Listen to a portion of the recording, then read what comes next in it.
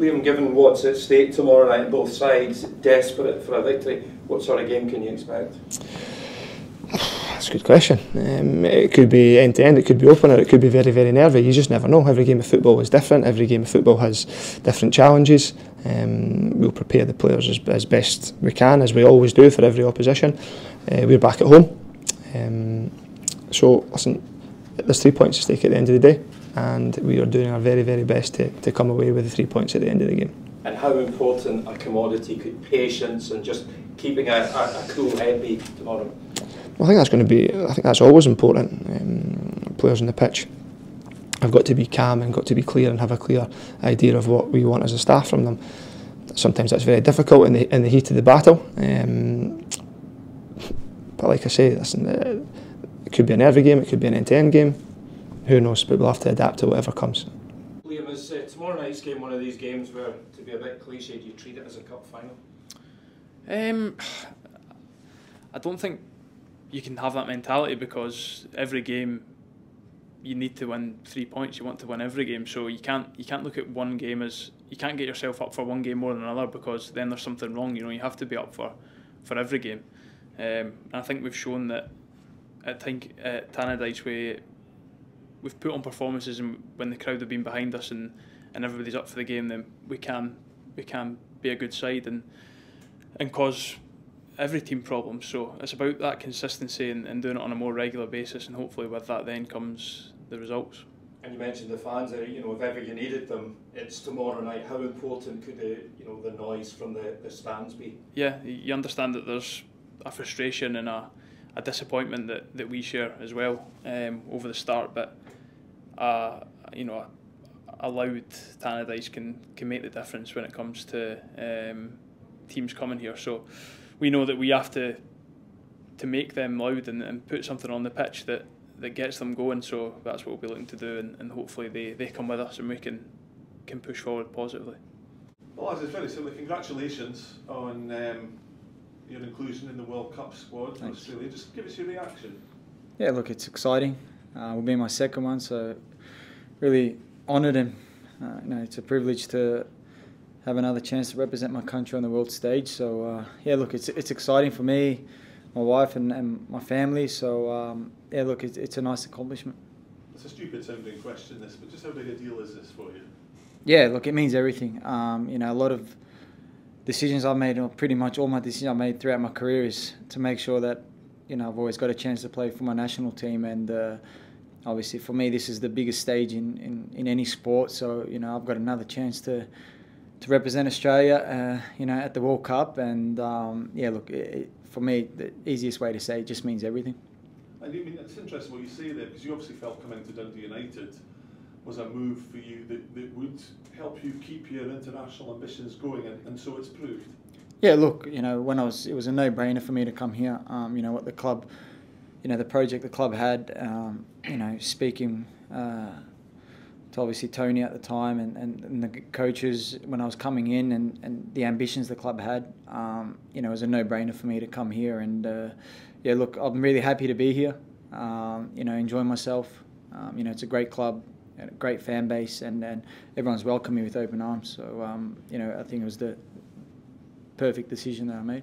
Obviously Scotland aren't there, but there's 7 SPFL or Premiership-based Australians who will be, and I wouldn't be surprised if the Tartan Army maybe adopt Australia as the team to support. Yeah, look, it's great. Obviously, the boys in the other teams have been doing well. A few of them only had their first camp a couple of months ago back in Australia and New Zealand, and the coach has been watching them, and they've been doing well at their club. So I think they're deserved call-ups, and hopefully they continue that form coming into camp, and and we're all going to push each other. But obviously, like I said, if they bring that form into camp, they'll play a massive role for us.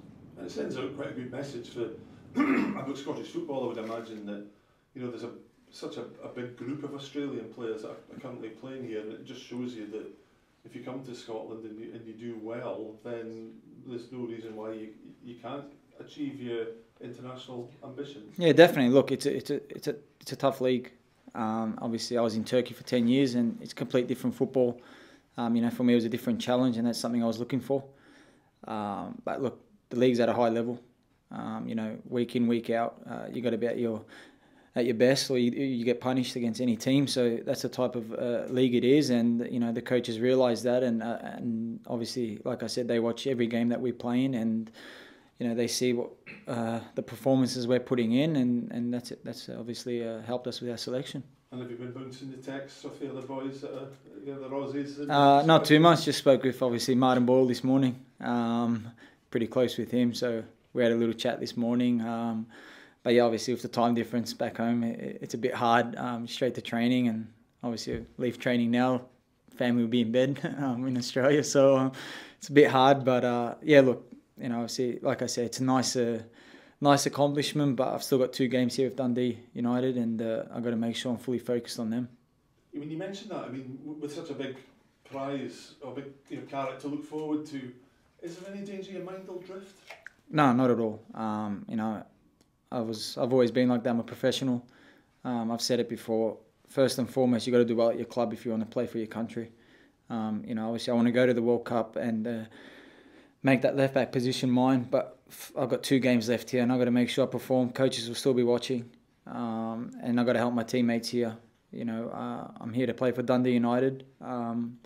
First and foremost, like I said, and make sure I do the job tomorrow night.